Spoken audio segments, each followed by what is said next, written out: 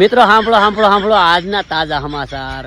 મિત્રો જેમ કે આખા ગુજરાતમાં ધમધોકર માવઠું પડી રહ્યું છે અને આજ પણ કેટલાય વરાજાઓ માંડવામાં ગયાની સાથે વરસાદમાં ગળકાવ થઈ ગયા.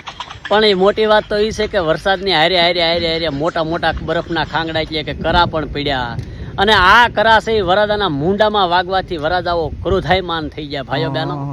અને ક્રોધાયમાન થતાની સાથે જ એમણે બધાએ આંબાલાલને ફોન દાબ્યા કે તમે ધારી હું તમે કોઈનું સારું ન જોઈ શકતા.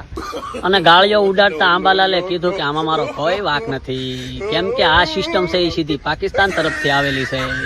તો તમારે સીધો મોદી સાહેબને કોલ કરવો ને કહી દો કે પાકિસ્તાનને બહુ હેરાન ન કરે.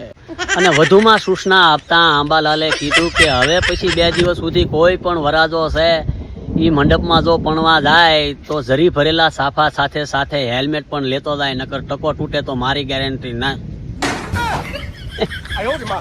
લોંદા